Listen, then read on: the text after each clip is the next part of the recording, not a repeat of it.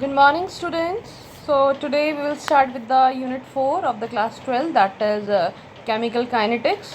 Okay, uh, children, chemical kinetics, kinetics का I think आपको नाम पता होगा. Kinetics, it is a type of motion, जो चीज़ मोशन में हो. और केमिकल काइनेटिक्स का मतलब होगा जब अगर कोई भी मोशन में है, तो केमिस्ट्री में क्या कोई भी चीज़ क्या होती है मोशन में, दैट इज केमिकल रिएक्शन. तो उसकी हमें स्टडी करनी है. Okay, but its actual definition is branch of physical chemistry which deals with, यहाँ पे ये किस चीज़ के साथ डील करेगी. First is rate of reaction. Rate of reaction जिसे हम ROR भी कहते हैं. Okay, second is factors which affect rate of reaction, ऐसे फैक्टर्स जो कि रेट ऑफ रिएक्शन को अफेक्ट करते हैं. थर्ड हमें पढ़ना पड़ेगा मैकेनिज्म ऑफ रिएक्शन. ओके, बात करते हैं अगर हम फैक्टर्स की. फिलहाल हम इंट्रोडक्शन ही डिस्कस कर रहे हैं. ओके, अगर हम फैक्टर्स की बात करें तो फैक्टर्स जो कौन कौन से होंगे जो रेट ऑफ रिएक्शन को अफेक्ट कर सकते हैं, that are temperature and concentration. और अगर हम टेम्परेचर की बात कर रहे हैं तो हमें RNS कॉन्सेप्ट पढ़ना पड़ेगा. अगर हम कंसनट्रेशन की बात कर रहे हैं तो हमें फिर ऑर्डर ऑफ रिएक्शन पढ़ना पड़ेगा. ऑर्डर ऑफ रिएक्शन में भी first, second, third, nth order, zero order. ठीक, ये सारी चीज़ें पढ़नी पड़ेंगी. अच्छा, हमें साथ साथ में और क्या क्या चीज़ें पढ़नी इस चैप्टर में, that is rate law, molecularity या मैकेनिज्म किसी भी रिएक्शंस की. ठीक है, तो ये सारी चीज़ें हमें पढ़नी है. अब क्या करते हैं, चैप्टर शुरू करते हैं. ओके, अब एक्चुअल चैप्टर हम स्टार्ट करते हैं. तो the first is rate of reaction, that is ROR. Rate of reaction का मतलब होता है children change in concentration of reactant and product with respect to time. मतलब जैसे अगर कोई रिएक्शन है A+B=C, तो जैसे जैसे टाइम आगे बढ़ता है तो रिएक्टेंट की कंसंट्रेशन में और यू कैन से रिएक्टेंट के अमाउंट में या प्रोडक्ट के अमाउंट में कितना चेंज आया है, that is called rate of reaction. Rate का मतलब उसका स्पीड. हम ये पता कर सकेंगे कि किस स्पीड के साथ रिएक्शन हो रही है. अच्छा, जब कोई भी चीज़ स्पीड के साथ हो रही है, हम कहते हैं कि अगर कोई रिएक्शन कंप्लीट हो रही है या हो गई या हमने करने के लिए रखी है, तो हम कब एक्सपेक्ट करेंगे कि हमारी रिएक्शन कंप्लीट हो गई है, जब सारे के सारे रिएक्टेंट क्या हो चुके हों, प्रोडक्ट में कन्वर्ट हो चुके हों, है ना. यानी जब रिएक्टेंट क्या हो, सारे डिसअपेयर हो जाए और हमें क्या बन जाए, प्रोडक्ट बन जाए with the course of time, यानी किसी भी टाइम पीरियड के साथ. Okay, that means rate of reaction किस पर डिपेंड करता है, रिएक्टेंट और प्रोडक्ट की कंसंट्रेशन पे एज वेल एज टाइम पे भी, कितने टाइम पे वो हो रहा है. ओके, पर हम बात करते हैं कि हम रेट ऑफ रिएक्शन निकालेंगे या डिस्कस करेंगे किस टाइप की रिएक्शन में. अगर हम बात करते हैं, कुछ रिएक्शन तो होती है बेटा बहुत फास्ट होती हैं. फास्ट मतलब जैसे ionic reaction, for example NaCl plus AgNO3 it gives AgCl plus NaNO3. ठीक है, ये कुछ रिएक्शन होती हैं बेटा अगर ये आयनिक फॉर्म में होती है. ये जो NaCl यहाँ पे ऑलरेडी प्रेजेंट है वो ऑलरेडी Na पॉजिटिव और Cl नेगेटिव के फॉर्म में प्रेजेंट है, ऑलरेडी आयनिक है. तो और AgNO3 भी Ag पॉजिटिव NO3 नेगेटिव के फॉर्म में है. तो रिएक्शन इतनी जल्दी टूटती है और नया प्रोडक्ट इतनी जल्दी बनता है. आपका टाइम अप्रॉक्सीमेट सपोज मान लीजिए 10⁻⁻6 सेकेंड, यानी माइक्रो सेकेंड्स में अगर ये चलता है बहुत जल्दी, तो इसका हम ROR क्या कर सकते हैं, कैन नॉट बी डिटरमाइन. हम इतनी जल्दी इसका रेट ऑफ रिएक्शन डिटरमाइन नहीं कर सकते, यानी ये इस टाइप की रिएक्शन हमारे काम की नहीं होगी. ओके, बात करते हैं अगर बहुत ज़्यादा स्लो हम ले लें, वेरी स्लो, तो वेरी स्लो में for example rusting of iron. आपको पता है रस्टिंग ऑफ आयरन कितना लेता है, कभी कभी महीने साल लगते हैं होने में ना, रस्ट होने में किसी भी आयरन के आर्टिकल पे. तो ये भी प्रैक्टिकली डिटरमाइन करना हमारे लिए किसी काम का नहीं है, नॉट यूजफुल फॉर अस. तो यानी हमें किस टाइप के रिएक्शन का काम करना है जो कि हमारी इंडस्ट्री में, हमारी लैब्स में जो सक्सेसफुल होते हैं, जो कि डे टू डे लाइफ में हमारे इम्प्लीमेंट हो सके. ओके, दैट मीन्स हम किस टाइप के रिएक्शन को करेंगे study, that is moderate type. किस टाइप के रिएक्शन को, मॉडरेट टाइप का. फॉर एग्जांपल इसका एग्जांपल हमने लिया है molecular reaction, that is NH2 + 3H2 gives twice of NH3. ठीक है, अब देखो NH2 में क्या होता है, N में क्या होता है, ट्रिपल बॉन्ड होता है, H में क्या होता है, सिंगल बॉन्ड.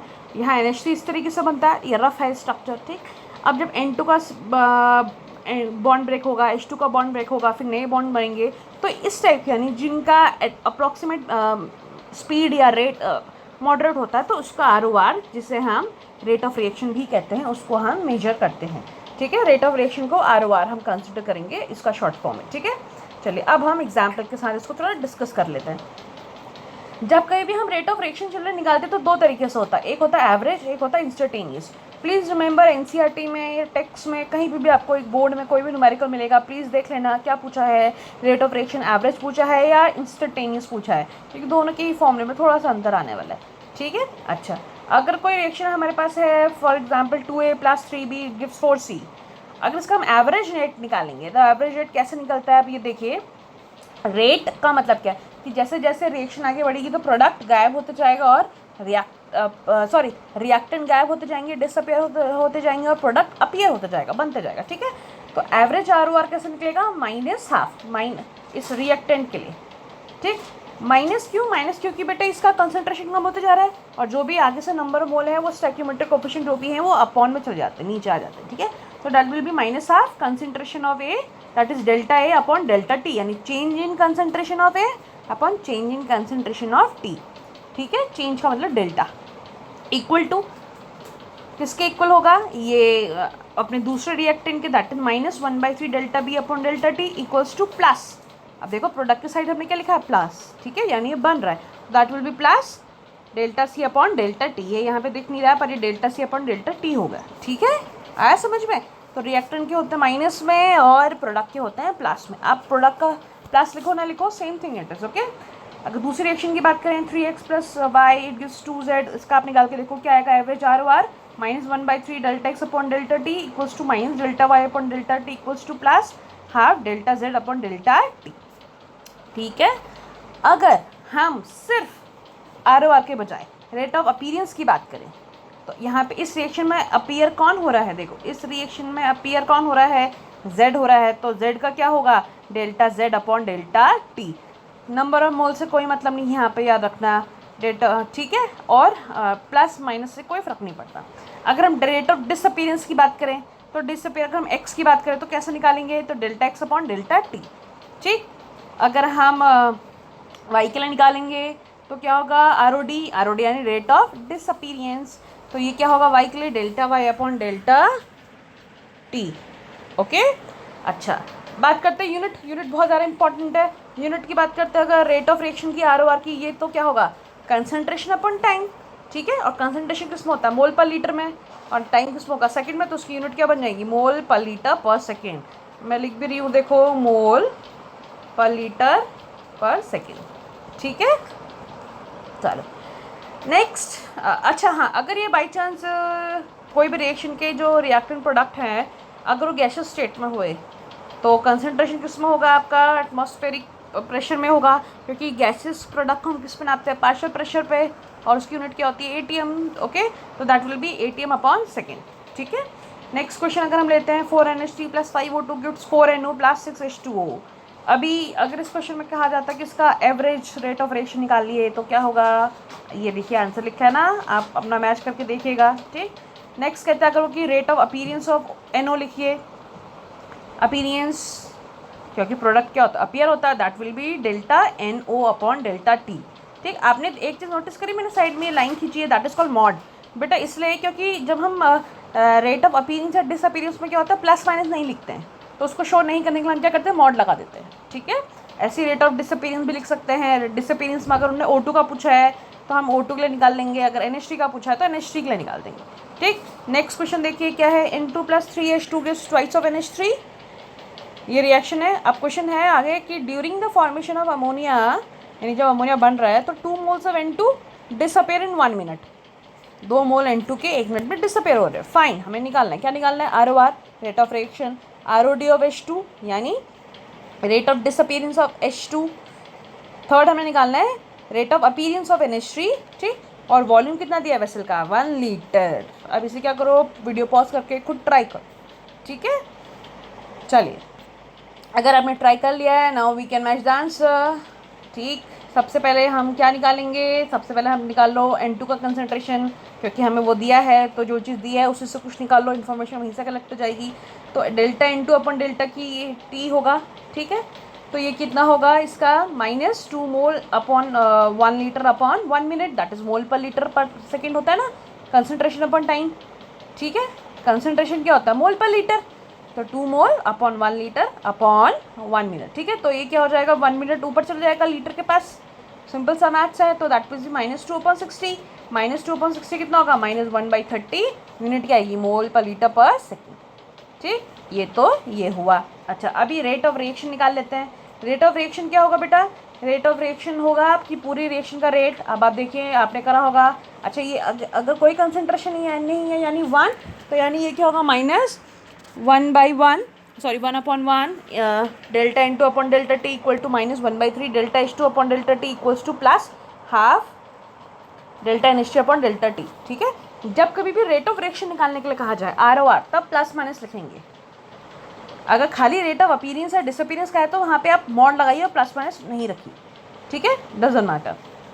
ठीक है, तो अब हमें सबसे पहले क्या निकालना है, रेट ऑफ रिएक्शन निकालना है। हमने रिएक्शन में तो देख लिया, अब क्या करना है, हमें ROR निकालना तो है, बट हम निकालेंगे कैसे, जिस चीज़ का हमने अभी निकाला उसके साथ हम कंपेयर कर देंगे। क्यों, क्योंकि ये जो है ROR इसके भी इक्वल है, इसके भी इक्वल है, इसके भी इक्वल है। अब इन तीनों में से किसी एक की भी वैल्यू हमें पता है तो हम इसके बराबर रख के उसकी वैल्यू आंसर निकाल देंगे। ठीक, तो हमें N2 की वैल्यू पता, हमने अभी N2 से निकाल दिया -1/30, तो रख दो। यानी अब हम इसे किससे कंपेयर करेंगे, अब हम इससे कंपेयर करेंगे ROR निकालने के लिए। या हमें क्या निकालना है ना, आया समझ में। तो ये इस तरीके से हम ROR निकालेंगे। ये क्या हो जाएगा ROR, -1/1 इंटू -1/30 मोल पर लीटर। 1/30 कहाँ से आया, N2 की वैल्यू, तो यानी क्या आ जाएगा 1/30 मोल पर लीटर पर सेकेंड। ठीक, अब H2, अब ROR को अब ज़रा H2 के साथ कंपेयर करो, क्योंकि हमें H2 की भी वैल्यू निकालनी है, अब डिसअपीयरेंस निकालना है ना। तो ROR equals to -1/3 delta H2 upon delta T. तो ROR की वैल्यू देखो क्या, 1/30, यहाँ -1/3, तो यहाँ से H2 की वैल्यू क्या निकल जाएगी, 3/30, यानी 1/10 मोल पर लीटर पर सेकेंड। ये भी निकल गया। फिर निकालना है क्या है, फिर निकालना है हमें rate of appearance of NH3। अब NH3 को भी किससे इसको निकालना है, यानी अब इसको किससे कंपेयर करोगे, खाली ROR से। ROR हम निकाल चुके हैं, कितना है 1/30, तो ये कितना हो जाएगा ROR equals to plus half delta NH3 upon delta T. यहाँ से रेट ROA कितना आ जाएगा, यानी rate of appearance that will B 1/15। ठीक, यही आया आपका, वेरी गुड। ठीक है, चलो एक क्वेश्चन और है, एक क्वेश्चन और है, क्या है देखते हैं। ये है twice of N2O5 it gives 4NO2 plus O2। अच्छा, क्या दिया है, if ROA of NO2 is 2 mole पर litre per second, fine ROR second ROD of N2O5। Video pause करिए, आंसर मैच करिए और देख लीजिएगा। ठीक है, moving to next topic that is instantaneous reaction.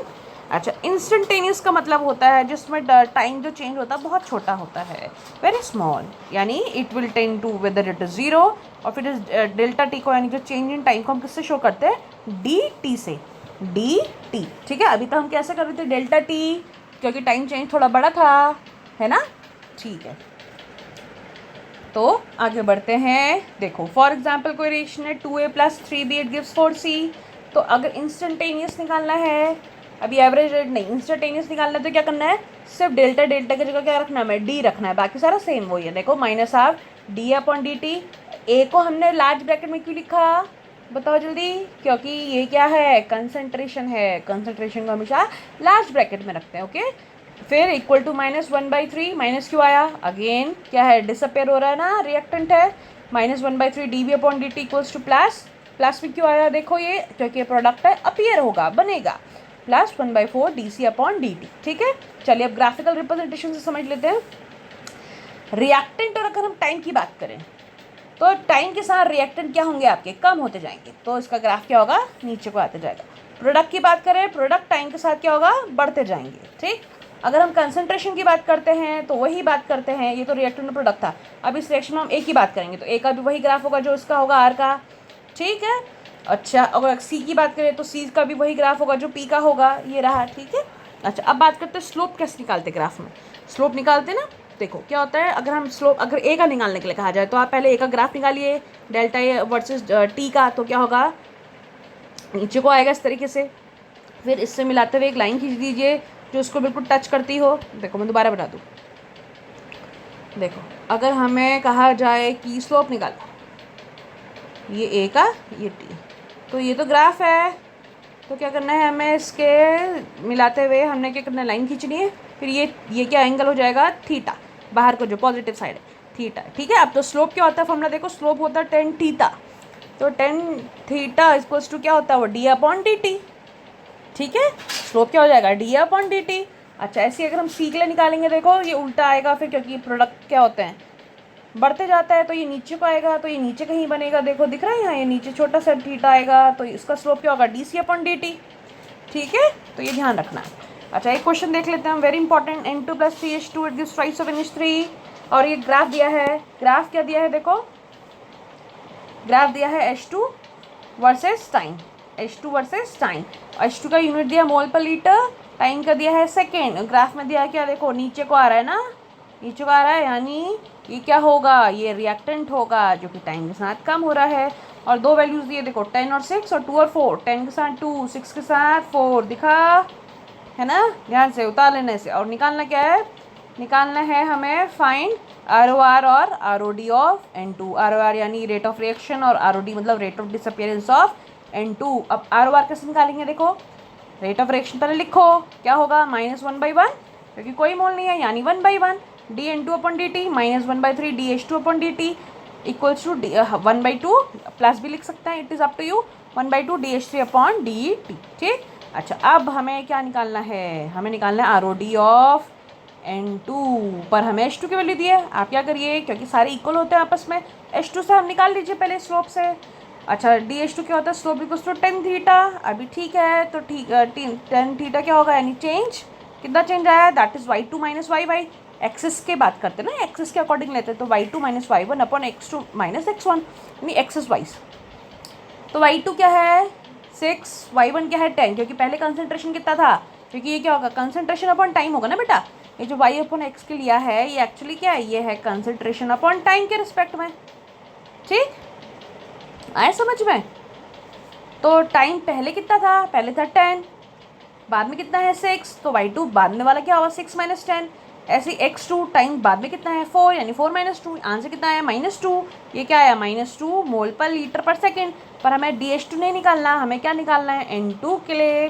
तो अभी ROR क्या होगा, रेट ऑफ रिएक्शन से हमें क्या पता है, रेट ऑफ रिएक्शन से हमें पता है कि -1/3 dH2/dt। तो रेट ऑफ रिएक्शन कितना आया, रेट ऑफ रिएक्शन कितना आया 2/3। अब जैसे ये 2/3 निकला, अब फिर इस ROR को आप क्या करिए, हमें क्या निकालना है, N2 निकालना है, तो इस N2 के साथ कंपेयर कर दीजिए, जो ROR आया होगा वही dN2 भी आया होगा, क्योंकि -1/1 यानी वही चीज़। ठीक है, तो आंसर विल बी 2/3 मोल पर litre per second. Okay, so that's all for the day, thank you. जब अगली बार हम नेक्स्ट बात करेंगे तो हम बात करेंगे फैक्टर्स अफेक्टिंग, यानी कौन से फैक्टर्स हैं जो कि एक्चुअली में इसको अफेक्ट करते हैं। Okay, thank you.